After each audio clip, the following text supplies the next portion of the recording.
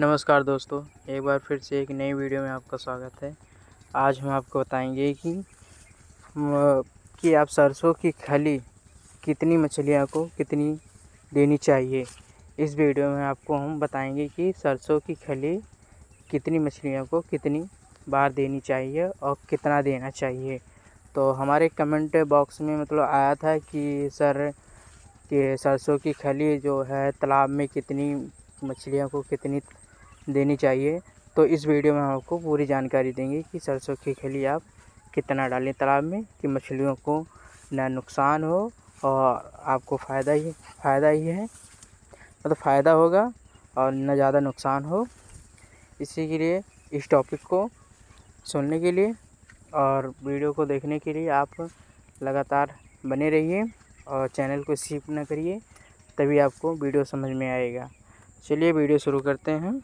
आपको बताएंगे कि किन मछलियों को कितनी बार सरसों की खली देनी चाहिए और कौन कौन सी मछलियों को आप सरसों की खली दे सकते हैं। तो इस वीडियो में आपको पूरी जानकारी मिलेगी।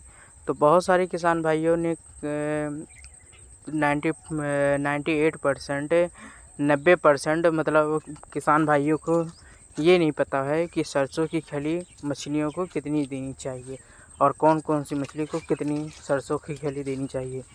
जैसे IMC मछली हो गई, ब्लैक कार्प मछली हो गई, फंगास मछली हो गई, रूपचंद मछली हो गई।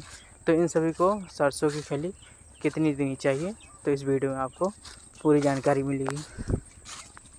पहले बात करते हैं कि आप जब छोटी मछलियां जब आप ख़रीदते हैं तो उनका जो पहला भोजन होता है वो सबसे सरसों की खली ही होती है।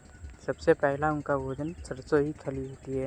और दूसरी बात कि आप इन्हें सरसों की खली में अंडे मिक्स कर आप खिला सकते हैं। जैसे आप अगर छोटे मछली के बच्चे आप ख़रीद रहे हैं तो जैसे ½ इंच हो गए या 1 इंच हो गए या स्पॉम ख़रीद रहे हैं तो आप सरसों के साथ अंडे का मिक्सिंग करके आप तालाब में डालकर इन्हें खिला सकते हैं। और बात किया जाए कि बड़े मछलियाँ कुछ सरसों की खली कितनी खिलानी चाहिए। और जब आप सरसों की खली दे रहे हैं तो ये ध्यान रखना चाहिए कि अगर आपकी मछलियाँ 1 एकड़ तालाब में 5000 से लेकर 6000 की मछली के बच्चे हैं, वो भी 1 इंच के या 3 इंच के या ½ इंच के अगर मछली के बच्चे हैं, तो आप 1 एकड़ तालाब के अंदर आप 2 से 3 केजी आप सरसों की खली डाल सकते हैं। और उसके साथ आप अंडे मिक्स करके आप डाल सकते हैं और बहुत सारे प्रोटीन दवाइयाँ आती हैं, उन्हें भी आप डाल सकते हैं।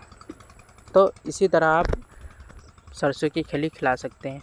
अगर आप सरसों की खली पर ज़्यादा तो इनका फीडिंग तो नहीं हो सकता है, और सरसों की खली अगर आप इन्हें खिलाएंगे ज़्यादातर तो आप नुकसान ही होगा, क्योंकि जब आप तालाब में सरसों की खली अगर आप डालते हैं तो तालाब में तेल की मात्रा अधिक हो जाएगी, क्योंकि ऊपर पानी पर तेल ही हल्का पतली लेयर दिखाई पड़ेगी कि तेल की, तो मछलियों को ऑक्सीजन लेने में तकलीफ़ होगी। तो इसीलिए सरसों की खली आप जैसे आप इन्हें एक साइड रख लीजिए कि ये सरसों की खली आप हफ्ते में इन्हें एक बार खिलाइए।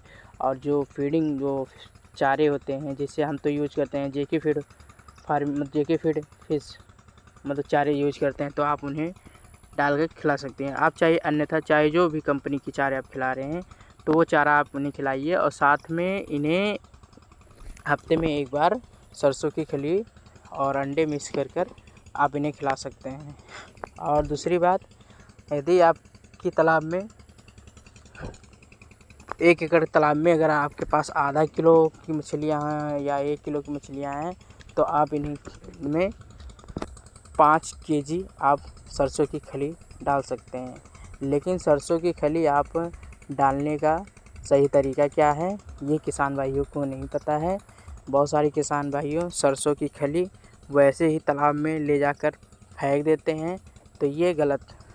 सरसों की खली आप एक टब ले लीजिए और टब में उन्हें भिगोकर पूरा दम पतला दम कर दीजिए, और उसमें साथ में अंडे मिलाकर उन्हें बढ़िया से घोल मिलाकर आप किसी भी डिब्बे या जग से आप तालाब में छिड़काव कर दीजिए। और ये तभी आपको आपकी मछलियाँ जो होती हैं इन्हें बड़ी आनंद से मतलब खा सकती हैं। नहीं तो आप अगर तालाब में वैसे फेंक रहे हैं सरसों की खली बिना इसे भिगोए, तो जो सरसों की खली होती है वो ज़मीन के तली में जाकर बैठ जाती हैं और मछलियाँ नहीं खा पाती हैं। तो इसी पर वीडियो, आपको अगर वीडियो अच्छी लगी तो चैनल को सब्सक्राइब कमेंट ज़रूर करिएगा और वीडियो इसी पर समाप्त होती है। धन्यवाद।